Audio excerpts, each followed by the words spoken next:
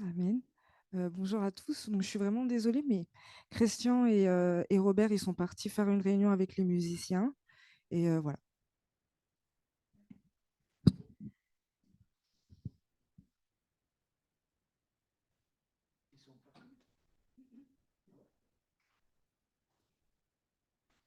Merci encore, Seigneur mon Dieu, pour cette journée bénie, Seigneur mon Dieu.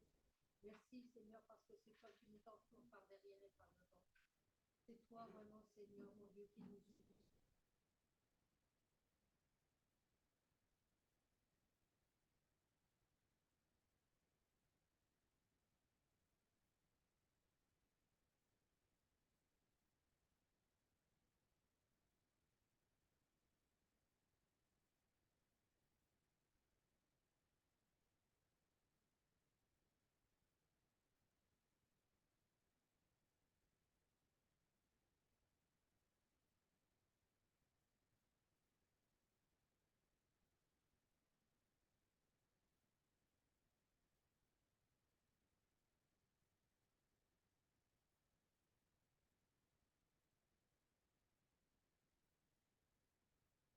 Tu peux remettre le micro commis. C'était une petite introduction, ce n'est pas vrai. Donc on a fait cela pourquoi? Pour que vous puissiez vous poser des questions. Alors moi je voulais tarder un peu plus, que ça fasse vraiment, voilà, il y a une réunion à côté et on n'est pas là. Et qu'est-ce qui se passe? Parce que à un moment donné, je me suis moi-même posé cette question.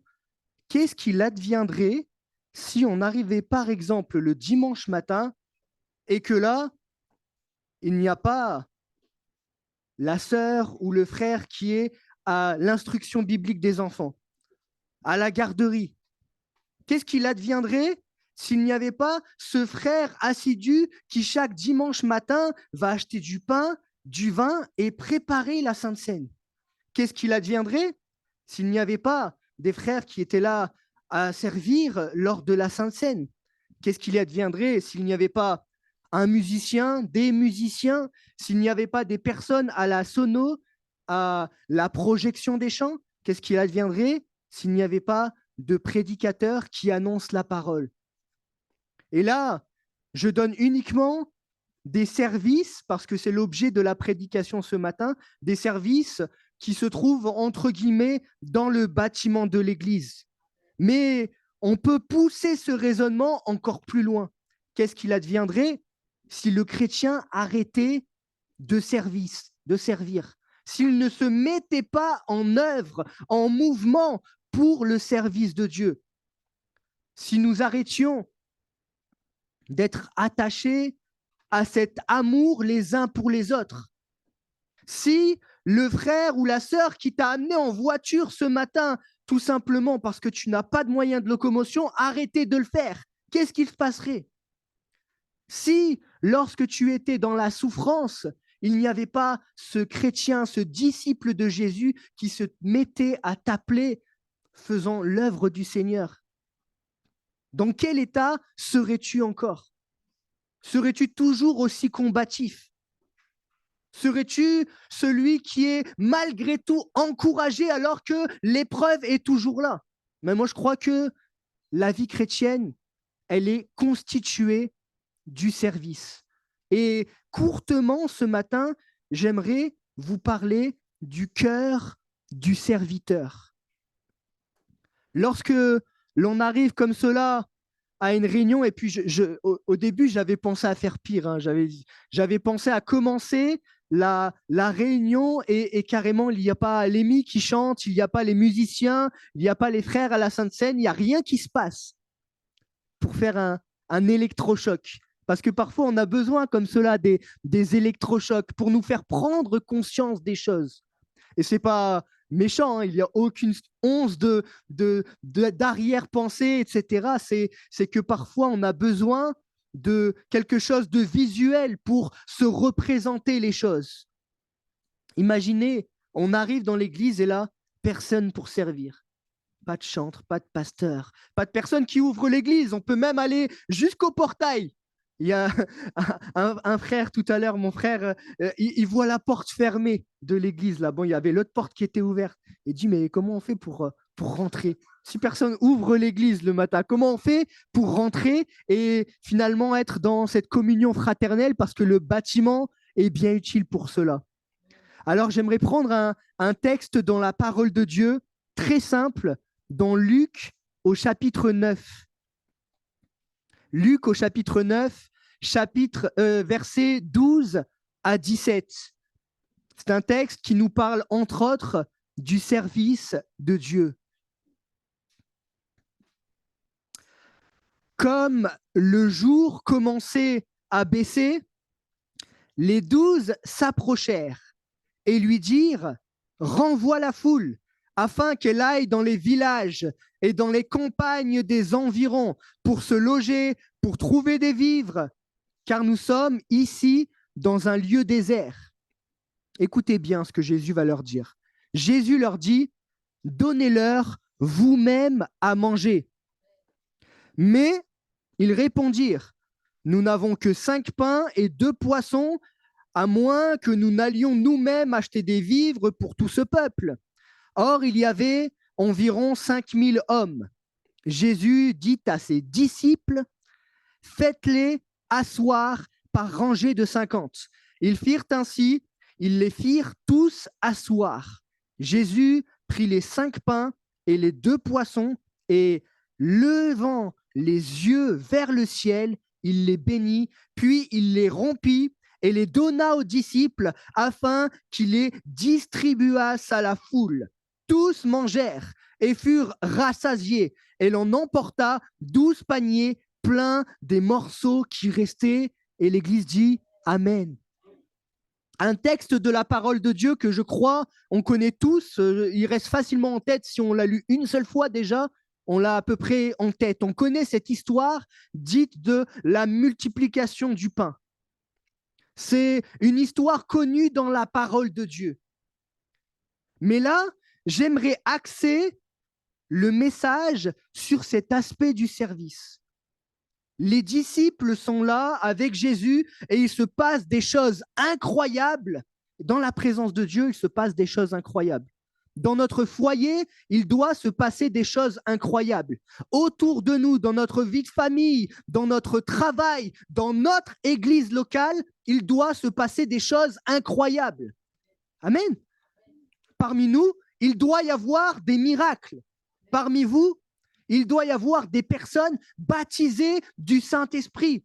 Parmi nous, il doit y avoir des dons spirituels. Parmi nous, il doit y avoir toutes sortes de fruits, de résultats à l'Esprit de Dieu qui est en nous. On devient bienveillant. On devient concerné par ce que vivent les autres, comment améliorer le quotidien de mon prochain, comment être attentif à ce qu'il vit, etc. Et quand on est dans cet état d'esprit, alors il se passe des choses. Et là, pour les disciples, ils voient tout un tas de choses se manifester à partir du moment où ils sont dans la présence de Jésus. Et j'aimerais, avant de parler du service, nous rappeler que si nous sommes dans la présence de Jésus, dans notre quotidien, alors toutes ces choses-là pourront être vécues. Mais si on quitte la présence de Jésus à partir du moment où on quitte un bâtiment d'église, alors le surnaturel, la vie de Dieu, cette vie-là de l'esprit où Dieu est, présent à nos côtés tous les jours, on ne peut pas la vivre. Je vous invite à ne pas considérer ce bâtiment comme quelque chose de magique, même comme quelque chose de surnaturel. Ce n'est qu'un bâtiment. Jésus dira, en parlant des synagogues, je peux détruire ce bâtiment directement. Ça ne fait rien du tout de détruire un bâtiment. Si, il est utile pour qu'on puisse se réunir, entendre la parole de Dieu, mais c'est rien un bâtiment. On casse ce bâtiment, on finit dans le hangar à côté. Ou on finit, quelqu'un vient dans ma maison, puis dans celle de Robert, etc. Et puis on s'adapte. Mais par contre, ce qui fait la différence, c'est la présence de Jésus, le Saint-Esprit parmi nous. C'est ça qui fait la vie du disciple de Jésus. Et eux vont vivre des choses surnaturelles avec Dieu. J'aimerais vous inviter à la suite de cette prédication à aspirer à vivre cette vie-là. Il ne faut pas croire que c'est réservé aux apôtres dans le Nouveau Testament qui vivent des choses incroyables avec Dieu et que nous n'y avons pas le droit. Tu as le droit, mon frère, tu as le droit, ma sœur, mon ami, à vivre le miraculeux de Dieu. Tu as le droit à t'y attendre et tu as le droit même, et surtout, et c'est l'objet de la prédication, à être utilisé puissamment par Dieu. Et là, Jésus, il a, comment dire, contaminé la foule par sa parole. C'est-à-dire, la foule est attentive à ses paroles. Il prêche avec autorité. Et quand il prêche, il se passe toutes sortes de miracles. Les démons sont chassés, les malades sont guéris. Et il y a donc une foule qui est là, même dans des lieux déserts où il n'y a pas de quoi se nourrir. Ils ont soif. Ils ont faim de la parole de Dieu. Je ne sais pas si tu as soif et tu as faim de la parole de Dieu. Mais eux, ils ont soif et faim et donc ils vont recevoir. Quand on a faim et soif de Dieu, le Seigneur, il le sait. Il voit et il veut étancher notre soif. Il veut nous donner cette nourriture qui va faire qu'on ne se sent plus vide au-dedans de nous-mêmes, qu'on a les réponses à nos questions.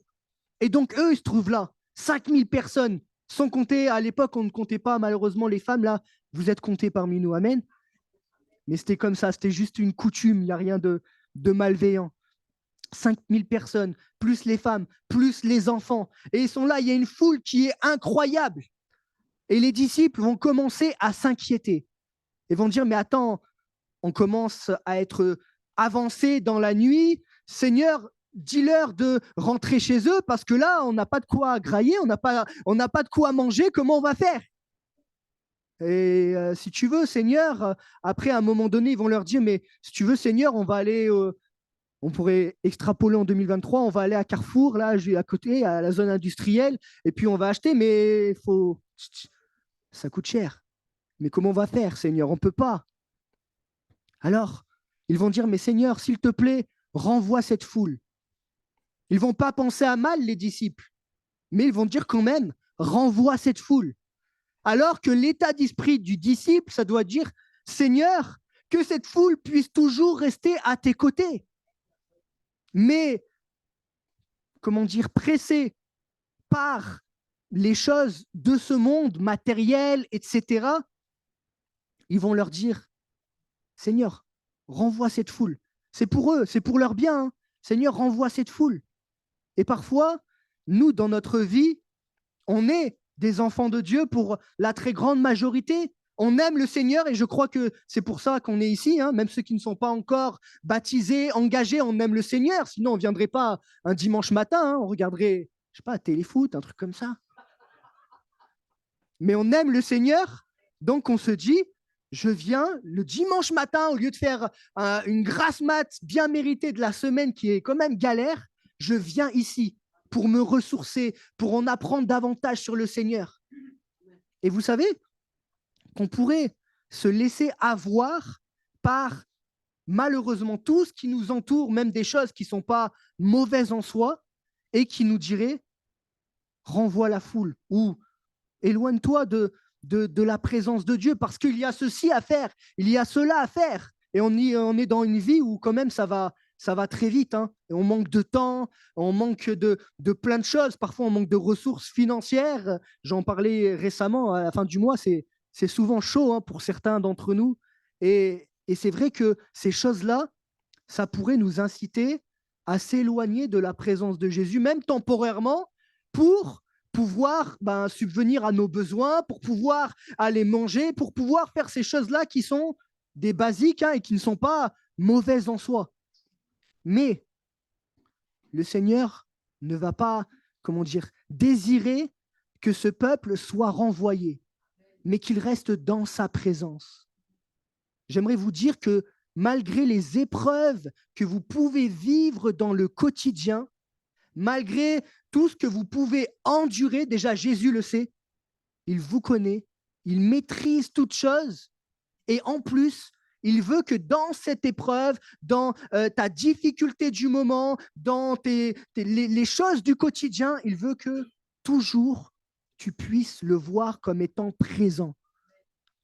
Et ce n'est pas en se détachant de la présence de Jésus que tu y arriveras, mais c'est justement en l'incluant dans ta vie. Cette foule, en restant auprès de Jésus, elle va avoir le pain, le poisson, etc. Alors qu'à la maison, à l'époque, c'était peut-être difficile. Hein. Fallait le pêcher, le poisson, hein. Ou sinon, il fallait aller au marché. Mais là, le soir, comment ils vont faire? Dans la présence de Jésus, ils ont été abreuvés spirituellement et ils ont pu se nourrir. Ils avaient tout ce dont ils avaient besoin. Et là, pour revenir aux disciples, ils vont dire à Jésus, renvoie la foule.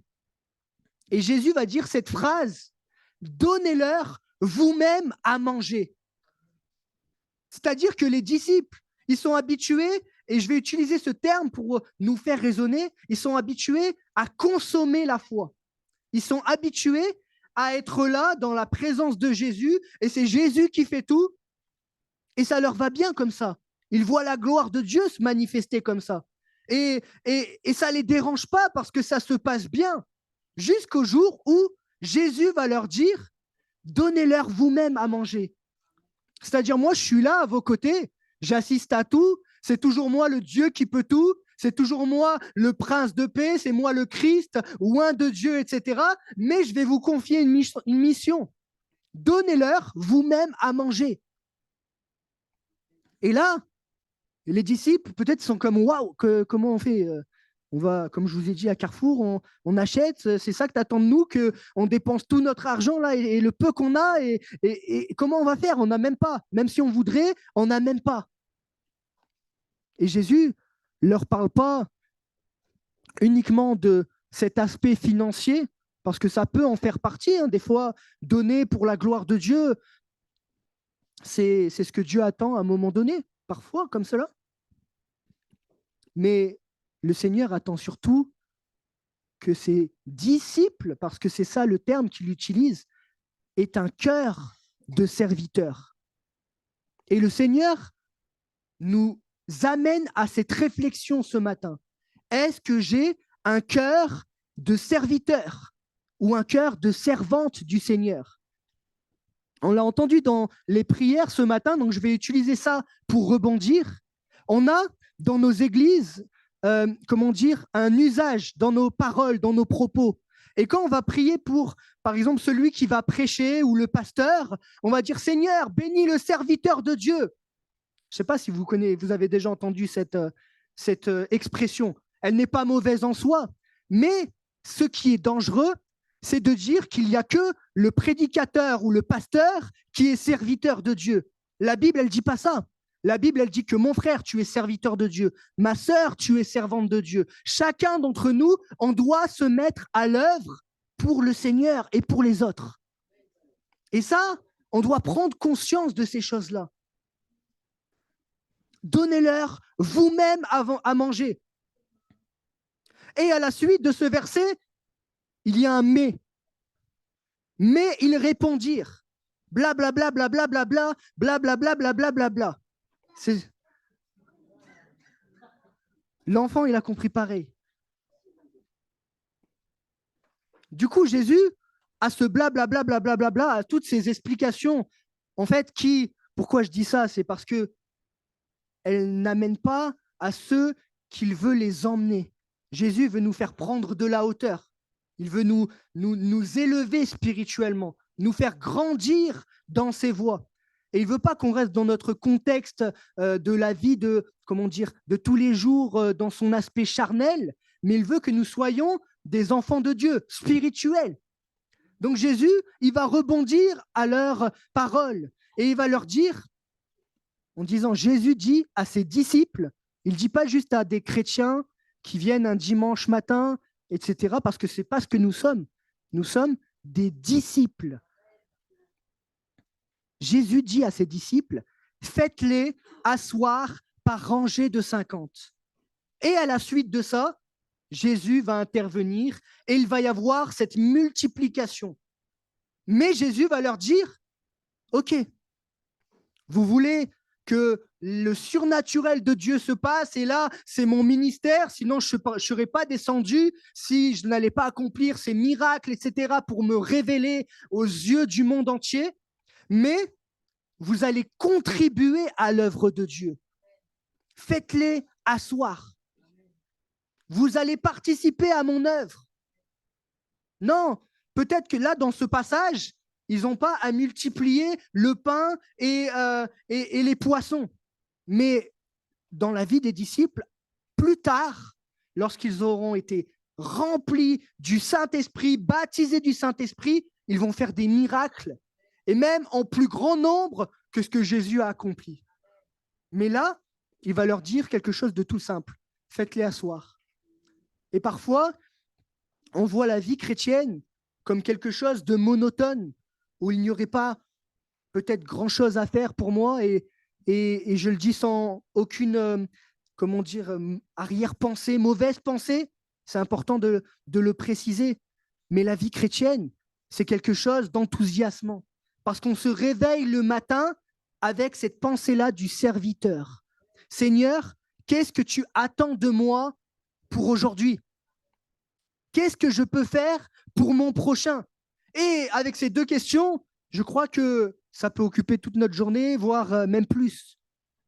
Parce que déjà dans notre famille, ou là où on va se rendre le matin, je vois des lycéens, je vois des travailleurs, je vois des personnes dans le milieu associatif, je vois des gens qui ont beaucoup de relations avec leur famille. Eh ben, il y a du travail.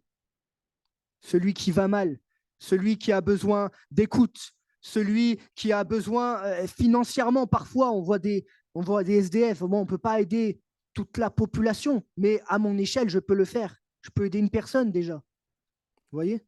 Et moi, je suis admiratif lorsque je vois ce qu'une sœur a fait. On ne va pas citer les noms, ce n'est pas utile, mais qui a dit, attends, il y a une personne là qui n'a pas de logement et qui va se retrouver à la rue. Est-ce que je peux l'héberger? Oui, j'ai un toit, j'ai suffisamment d'espace dans ma maison, je vais pouvoir héberger cette personne. Et cette personne, par ce moyen-là, elle vit la grâce de Dieu, la provision de Dieu. C'est pas, en soi, ce n'est pas grand-chose parce que le logement, elle l'a déjà. Mais il faut quand même avoir suffisamment un cœur de serviteur pour se dire, ah ouais, il y a quelqu'un qui va partager, un peu mon espace personnel, qui va partager même ma nourriture. Peut-être que ça va être encore plus difficile financièrement, mais à ce moment-là, j'ai la conviction claire que je suis utilisé par Dieu. Et ça change tout. Quand c'est le Saint-Esprit qui va te convaincre de quelque chose, j'ai un autre témoignage à vous apporter. Une fois, et ce n'est pas question de glorifier, pas du tout, c'est pour l'utilité du témoignage. Une fois, je suis à la maison, je n'habitais pas encore avec Jessie, on n'était pas mariés. Et du coup, je prie, pas forcément longtemps, et le Seigneur me fait comprendre, pendant que je prie comme ça chez moi, tu as vu cette sœur, elle s'appelle Mariette, elle n'est plus à l'Assemblée de Vienne, elle a déménagé. Tu vois cette sœur, tu as eu un peu plus que d'habitude financièrement, tu vas lui donner, je crois que c'est 100 euros. Et le vendredi, à la réunion de prière, je vais vers elle, je dis, je ne sais pas pourquoi, mais j'ai cette conviction que je dois te donner 100 euros. Vous savez ce qu'elle me dit? Elle me dit, en pleurant, samedi, je suis censé aller à Paris enterrer quelqu'un de ma famille. Et je n'avais pas l'argent. Bah maintenant, j'ai l'argent. Vous savez? Et ça, c'est le Saint-Esprit qui est capable de faire de telles choses. Il est capable de nous inspirer. Mais pour cela, il faut désirer avoir ce cœur de serviteur. Je vais avancer dans la prédication en prenant un autre texte de la parole de Dieu dans 1 Corinthiens au chapitre 12, versets 13 à 21. Il n'y a pas que les pasteurs, il n'y a pas que ceux qui servent à la musique, même s'ils sont exposés aux yeux des autres. Ils sont peut-être plus visibles, mais ce n'est pas ça. Toute la vie de service, Il y en a qui servent à, comment dire, à faire des agapes. Il y en a, leur service, c'est d'amener des personnes en voiture. Il y en a qui peuvent, et là j'ai entendu ça il n'y a pas longtemps, dans une petite église, une mamie, vous savez ce qu'elle fait chaque fois qu'il y a une réunion, c'est quelque chose de mignon, incroyable. La mamie, dès qu'il y a, elle a ça à cœur depuis, je crois, 20 ans, il nous disait. La mamie, à chaque réunion, chaque culte, elle vient le matin en avance, et dès qu'il y a une femme qui arrive dans l'assemblée, elle lui donne une fleur. Elle dit, voilà, tu es une fleur précieuse aux yeux de Dieu. Et ça, si ce n'est pas un service pour la gloire de Dieu, je ne vois pas ce que c'est qu'un service. C'est important d'avoir ce cœur de serviteur et de se dire, moi, à mon échelle, peut-être, je n'ai pas été appelé à prêcher, peut-être que, Seigneur, ta grâce, ma voix, mais Seigneur, entend ta voix comme quelque chose de beau, même, je le dis parce qu'il y en a, parfois, ils ont honte de chanter, même dans l'église. Chante faux, continue à chanter faux pour Dieu, c'est très juste. Chaque service est important. Quand tu passes un coup de fil, c'est un service pour Dieu. Parce que peut-être la personne, elle avait pensé au suicide. Peut-être qu'elle était dans l'embarras par rapport à quelque chose. Et la conversation, sans même qu'elle t'en parle, ça va répondre à ce qu'elle se posait comme question. Elle va dire, ah ouais, mais c'était conduit, cet appel téléphonique. Nous avons tous, en effet, été baptisés dans un seul esprit pour former un seul corps, soit juif, soit grec, soit esclave, soit libre. Et nous avons tous été abreuvés d'un seul esprit. Ainsi, le corps n'est pas un seul membre, mais il est formé de plusieurs membres. Si le pied disait, parce que je ne suis pas une main, je ne suis pas du corps, ne serait-il pas du corps pour cela? Et si l'oreille disait, parce que je ne suis pas un œil, je ne suis pas du corps, ne serait-elle pas du corps pour cela? Si tout le corps était œil, où serait l'ouïe? S'il était tout ouïe, où serait l'odorat? Maintenant, Dieu a placé chacun des membres dans le corps comme il l'a voulu. Si tous étaient un seul membre, où serait le corps? Mais maintenant, donc, il y a plusieurs membres et un seul corps. L'œil ne peut pas dire à la main, je n'ai pas besoin de toi. Ni la tête dire aux pieds, je n'ai pas besoin de vous. Amen. Ce texte-là nous parle du corps de Christ et on l'a entendu dans le don spirituel. C'est bien qu'on s'est conduit par le Saint-Esprit. Hein. Nous sommes le corps de Christ. Nous sommes chacun des membres faisant partie intégrante du corps de Christ. Les ados, les adultes plus qui sont un peu plus avancés en âge, tous font partie de ce corps de Christ à partir du moment où nous avons placé notre foi en Jésus-Christ. C'est important de le dire. Je vais dire quelque chose de très concret. Lorsque on vient dans un bâtiment d'église avec une organisation d'église, on va dire, tu ne peux pas servir dans les choses de la vie de l'église tant que tu n'es pas baptisé. Pourquoi on va dire ces choses-là? Ce n'est pas écrit dans la Bible clairement. Pourquoi on va dire ces choses? Parce qu'il y a besoin de clarté. C'est-à-dire, l'Église a une responsabilité aux yeux de Dieu et aux yeux des hommes. Si celui qui vient servir le Seigneur, et en plus d'une manière visible, le fait sans être engagé pleinement à Jésus, alors déjà il peut prendre des responsabilités qu'il n'a pas, il ne peut pas endosser encore ces responsabilités, mais en plus, les autres vont le regarder et se dire, ah oui, moi aussi je peux servir tout en n'étant pas baptisé, alors que, le désir profond de Dieu, c'est qu'on puisse manifester notre désir de s'engager en passant par les eaux du baptême. Et ensuite, on pourra servir, on va dire, de manière visible dans la vie de l'Église, dans cette organisation de la vie de l'Église locale. Mais et c'est important de le préciser, à partir du moment où tu as reçu Jésus dans ta vie, que tu as demandé pardon à Dieu pour tes péchés, que tu es une nouvelle créature, alors tu peux d'ores et déjà le servir. Il n'y a pas que le bâtiment de l'Église, mais il y a tout ce qui concerne la vie de Dieu. Et vous n'avez pas besoin de moi pour savoir ces choses, hein. Moi, je sais que ceux qui ont déjà cru en Jésus et qui ne sont pas encore passés par les eaux du baptême, dès qu'ils en ont l'occasion, ils servent le Seigneur.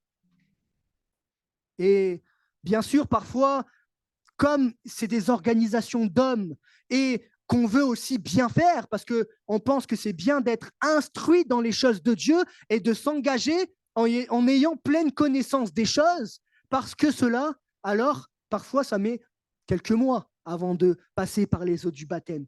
Mais ce n'est pas une mauvaise chose, hein, parce que combien ont été baptisés, et je le dis avec des guillemets à la légère, ils ne savaient rien de l'évangile, juste un moment où ils ont été touchés par Dieu. Ils vont s'engager 1 an après ou 2 ans après, ils ne viennent plus à l'église. Et si c'était que l'église, le bâtiment, ce ne serait pas grave. Très grave, ce ne serait pas très grave. Mais c'est carrément quitter la main de Dieu parce que voilà, ils n'ont pas été préparés. On ne leur a pas dit dans la vie chrétienne, attention, il y a des épreuves. Dans la vie chrétienne, attention, le diable veut te tenter, etc. Et puis, tu dois lui résister en comptant sur Jésus-Christ. C'est pour ça qu'il est important d'avoir les fondamentaux de ce que dit la Bible pour pouvoir s'engager en pleine connaissance de cause et que notre service pour Dieu puisse se faire dans la durée. Parce que si ce n'est qu'un feu de paille, quelque chose qui dure que quelques mois, quelques années, mais que la fin est plus mauvaise que le commencement, alors c'est terrible. C'est important de voir la vie chrétienne comme quelque chose, je dois aspirer en tout cas à ça, à ce que ce soit constant. Une vie chrétienne proche de Dieu, quelque chose de constant, de régulier. Bien sûr, il peut y avoir des moments où je tombe, mais je me relève parce que c'est la vie en Christ. Et mon service, je dois le voir comme cela. Et je ne vais pas être trop long ce matin, mais je voulais parler de cela, le corps de Christ. Nous sommes le corps de Christ. On doit en avoir conscience. C'est pour ça que je dis souvent ces paroles très simples dans les prédications. Rester un dimanche matin, 5 minutes, c'est déjà bien après la prédication ou avant pour se dire bonjour. Mais vivre l'Église, qui n'est pas un bâtiment, mais qui est des relations entre frères et sœurs, le vivre vraiment, c'est tout autre chose. Et je vous invite à échanger entre vous, à considérer l'autre comme mon frère en Christ. Vous savez, moi, j'ai des frères et je pense qu'ils seront toujours là pour moi parce que c'est mes grands frères. Parce que même si je viens à tomber malade et que j'ai besoin de, je sais pas, 5 000 €, ils vont retourner ciel et terre, si je peux m'exprimer comme ça, pour trouver cet argent, pour que je puisse être, guéri s'il y a besoin d'un traitement, par exemple. Parce que c'est mes frères. Mais dans la vie chrétienne, ça doit être la même chose. C'est simple hein, ce que je dis, hein, mais on est des frères et des sœurs.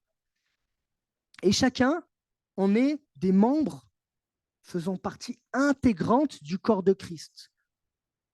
Tu n'es pas moins qu'un autre. Le prédicateur, moi-même là, aujourd'hui, c'est pas mieux que vous.